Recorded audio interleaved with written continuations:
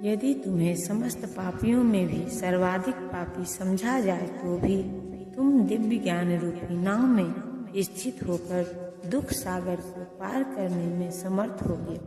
श्री कृष्ण के संबंध में अपनी स्वाभाविक स्थिति का सही सही ज्ञान इतना उत्तम होता है कि अज्ञान सागर में चलने वाले जीवन संघर्ष से मनुष्य तुरंत ही ऊपर उठ सकता है। यह भौतिक जगत कभी कभी अज्ञान सागर मान लिया जाता है तो कभी जलता हुआ जंगल। सागर में कोई कितना ही कुशल तैराक क्यों न हो, जीवन संघर्ष अत्यंत कठिन है।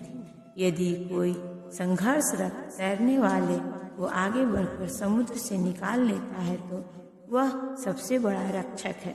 भगवान से प्राप्त पूर्ण ज्ञान मुक्ति का पथ है। कृष्ण भावनामृत की नाव अत्यंत सुगम है, किंतु उसी के साथ साथ अत्यंत उदात्त भी है। जैसे प्रज्वलित अग्नि ईंधन को भस्म कर देती है, उसी तरह हे अर्जुन, ज्ञान रूपी अग्नि भौतिक कर्मों के समस्त फलों को जला डालती है।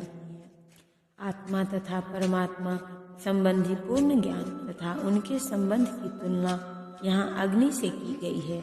यह अग्नि न केवल समस्त पाप कर्मों के फलों को जला देती है, अपितु पूर्ण कर्मों के फलों को भी भस्मसात करने वाली है। कर्म फल की कई अवस्थाएं हैं, शुभारंभ, बीज, संचित आदि, किंतु जीव को स्वरूप का ज्ञान होने पर सब कुछ भस्म हो जाता है, चाहे वह पूर्ववर्ती हो या परवर्ती। वेदों में कहा गया है, मनुष्य पाप तथा पुण्य दोनों ही प्रकार के कर्म फलों को जीत लेता है। इस संसार में दिव्य ज्ञान के समान कुछ भी उदात्त तथा शुद्ध नहीं है। ऐसा ज्ञान समस्त योग का परिपक्व फल है। जो व्यक्ति भक्ति में सिद्ध हो जाता है वह यथा समय अपने अंतर में इस ज्ञान का आस्वादन करता है। जब हम दिव्य ज्ञान की बात करते हैं तो हमारा प्रयोजन आध्यात्मिक ज्ञान से होता है। निसंदेह दिव्य ज्ञान के समान कुछ भी उदात्त तथा शुद्ध नहीं है। अज्ञान ही हमारे बंधन का कारण है और ज्ञान हमारी मुक्ति का। यह ज्ञान भक्ति का परिपक्व फल है। जब कोई दिव्य ज्ञान की अवस्था प्राप्त कर लेता है तो उसे अन्यत्र शांति खोजने की आवश्यकता नहीं रहती, क्योंकि वह मन ही मन शांति का आनंद लेता रहता है। दूसरे शब्दों में ज्ञान तथा शांति का प्रवसान कृष्ण भावनामृत में होता है। भगवत गीता के संदेश उसकी यही चरम परिणति है। जो श्रद्धालु दिव्य ज्ञान में समर्पित है और जिसने इंद्रियों को वश में कर लिया है, वह इस ज्ञान को प्राप्त करने का अधिकारी है और इसे प्राप्त करते ही वह तुरंत आध्यात्मिक शांति को प्राप्त होता है। श्री कृष्ण में दृढ़ विश्वास रखने वाला व्यक्ति ही इस तरह का कृष्ण भावना भावित ज्ञान प्राप्त कर सकता है। वही पुरुष श्रद्धावान कहलाता है। जो यह सोचता है कि कृष्ण भावना भावित होकर कर्म करने से वह परम सिद्ध प्राप्त कर सकता है, यह श्रद्धा भक्ति के द्वारा तथा हरे कृष्ण कृष्ण कृष्ण हरे हरे, हरे राम राम राम हरे हरे मंत्र के जाप द्वारा प्राप्त की जाती है, क्योंकि इससे हृदय की सारी भौतिक मलिनता दूर हो जाती है। इसके अतिरिक्त मनुष्य को चाहिए कि अपनी इंद्रियों पर संयम रखे। जो व्यक्ति कृष्ण के प्रति श्रद्धावान है और जो इंद्रियों को संयमित रखता है, वह शीघ्र ही कृष्ण भावनामृत के ज्ञान में पूर्णता प्राप्त कर सकता है। किंतु जो अज्ञानी तथा श्रद्धा विहीन व्यक्ति शास्त्रों में संदेह करते हैं, वे भगवत भावनामृत नहीं प्राप्त कर सकते, अपितु नीचे गिर जाते हैं। संशयात्मा के लिए न तो इस लोक में न ही परलोक में कोई सुख है। भगवत गीता सभी प्रामाणिक एवं मान्य शास्त्रों में सर्वोत्तम है। जो लोग पशु तुल्य हैं, उनमें न तो प्रामाणिक शास्त्रों के प्रति कोई श्रद्धा है और न उनका ज्ञान होता है। और कुछ लोगों को यद्यपि उनका ज्ञान होता है और उनमें से वे उद्धरण देते रहते हैं, किंतु उनमें वास्तविक विश्वास नहीं करते।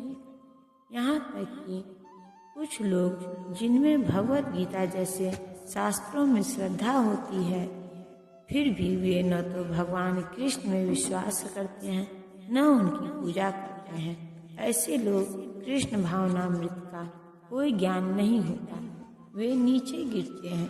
उपयुक्त सभी कोटि के व्यक्तियों में जो श्रद्धालु नहीं हैं और सदैव संशयग्रस्त रहते हैं, वे तनिक भी उन्नति नहीं कर पाते। जो लोग ईश्वर तथा उनके वचनों में श्रद्धा नहीं रखते, उन्हें न तो इस संसार में और न भावी लोक में कुछ हाथ लगता है।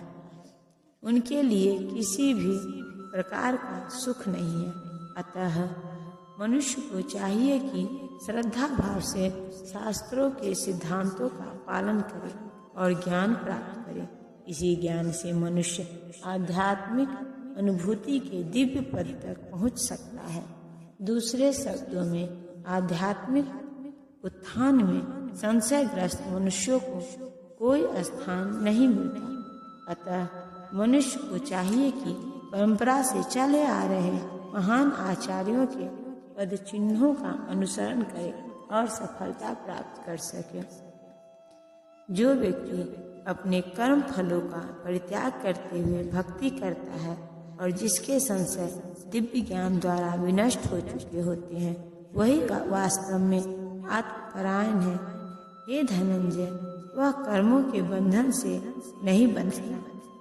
जो मनुष्य भगवत गीता की शिक्षा का उसी रूप में पालन करता है जिस रूप में भगवान श्री कृष्ण ने दी थी, तो वह दिव्य ज्ञान की कृपा से समस्त संशयों से मुक्त हो जाता है। पूर्णतः कृष्ण भावना भावित होने के कारण उसे श्री भगवान के अंश के रूप में अपने स्वरूप का ज्ञान पहले से हो जाता है। अतएव निसंदेह वह कर्म बंधन से मुक्त है। अतएव तुम्हारे हृदय में अज्ञान के कारण जो संशय उठे हैं, उन्हें ज्ञान रूपी शस्त्र से काट डालो। हे भारत, तुम योग से समन्वित होकर खड़े हो और युद्ध करो। इस अध्याय में जिस योग पद्धति का उपदेश हुआ है, वह सनातन योग कहलाती है। इस योग में 2 तरह के यज्ञ कर्म किए जाते हैं। एक तो द्रव्य यज्ञ और दूसरा आत्मा ज्ञान यज्ञ, जो विशुद्ध आध्यात्मिक कर्म है। यदि आत्म साक्षात्कार के लिए द्रव्य यज्ञ नहीं किया जाता तो ऐसा यज्ञ भौतिक बन जाता है, किंतु जब कोई आध्यात्मिक उद्देश्य या भक्ति से यज्ञ करता है तो वह पूर्ण यज्ञ होता है। आध्यात्मिक क्रियाएं भी 2 प्रकार की होती है, आत्मबोध या अपने स्वरूप को समझना तथा श्री भगवान विषयक सत्य। जो भगवत गीता के मार्ग का पालन करता है, वह ज्ञान की इन दोनों श्रेणियों को समझ सकते हैं। उसके लिए भगवान के अंश स्वरूप आत्मज्ञान को प्राप्त करने में कोई कठिनाई नहीं होती। ऐसा ज्ञान लाभप्रद है, क्योंकि ऐसा व्यक्ति भगवान के दिव्य कार्यकलापों को समझ सकता है। इस अध्याय के प्रारंभ में स्वयं भगवान ने अपने दिव्य कार्यकलापों का वर्णन किया है।